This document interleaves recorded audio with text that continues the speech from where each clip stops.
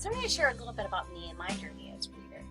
When I grew up, I wanted to read right out the bat. I remember being in kindergarten and asking my mom to teach me to read. And yeah, she was a little busy that day. It happened to be Thanksgiving Day. I asked a few more people if they would help me with learning how to read. And, you know, they really didn't know how to go about it. So I had to wait until I was in first grade to begin. But when I entered first grade, I was already behind. I don't know if you can relate to this. You know, today, kids start learning how to read in kindergarten, and yet you find out when they enter school that they're already behind, which is such a crazy concept. But I was one of those kids. I was behind before I even entered, and I was entered into the lowest reading group, and they named them those days. They were called the Blue Jays. And everybody knew who the low readers were in the group and in the whole entire class. And that in and of itself made me kind of feel like I just wasn't as smart as the other kids.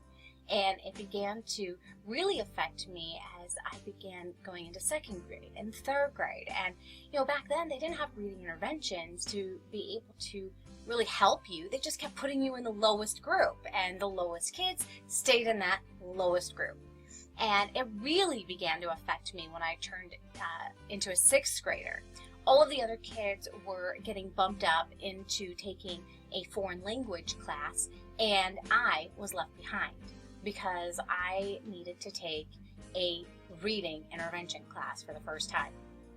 And that really just blew my self-esteem to no end. I just really, at that point, not only am I in middle school, you know, emotions are beginning to roar at that point in time, but I just felt that I wasn't as smart as the other kids because of my reading level.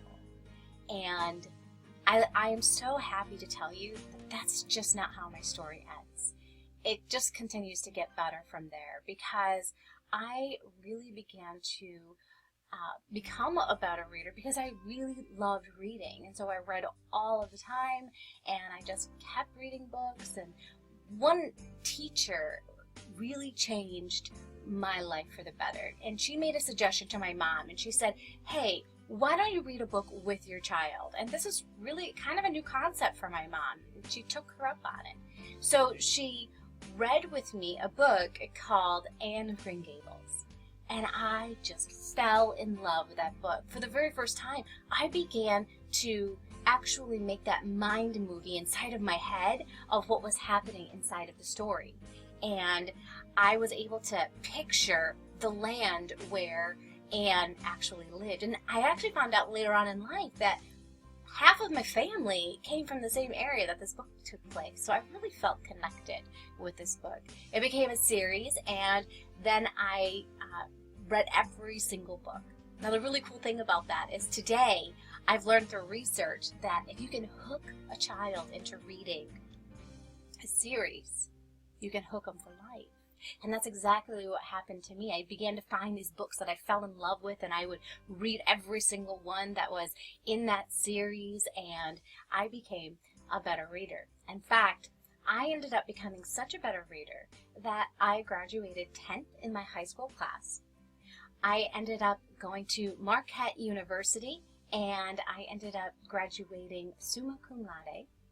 And I went on to get my master's. Not that your master's counts, but I went on to get my master's, and I ended up graduating with a 4.0. So that was really the icing on the cake for me, that, you know what, I am smart enough, I am good enough, and my passion is being able to help kids be able to realize that same exact thing. I know exactly how they're feeling, and I am extremely sensitive to those needs. So that's a little bit about my story and a little bit about my journey and how I became a reluctant reader to somebody who is just passionate about reading and helping others to succeed.